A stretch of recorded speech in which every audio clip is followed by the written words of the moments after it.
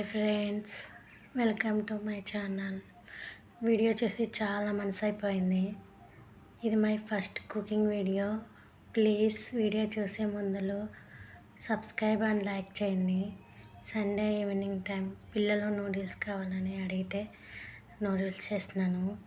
Noodles boil చేసి పక్కన పెట్టాను అండ్ వెజిటేబుల్ కూడా కట్ చేశాను. Carrot, cabbage, tomato and onions.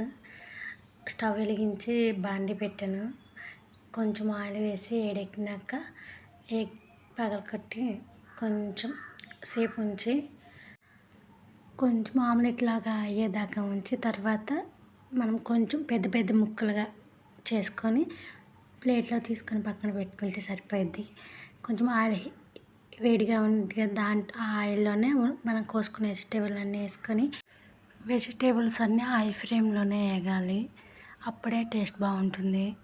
ఇంకా ఎగ్స్ పెద్ద ముక్కలన్నీ అయినాక తీసి ప్లేట్లో పక్కన పెట్టుకున్నాను. ఇంకా మా హస్బెండ్ పోస్టింగ్ వస్తే పోస్టింగ్ వెళ్ళాడు. 3 months అయింది తను వెళ్ళి.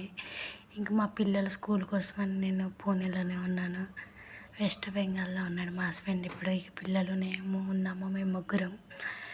ఇంకా సాల్ట్ వేసాను దానికి సరిపడంత. ఇంకా మనం బాగా మిక్స్ చేసుకొని కొంచెం హై ఫ్లేమ్లోనే బాగా వేగించి ఉంచుతూ ఉండాలి, తిప్పుతూ ఉండాలి పద్దాకా.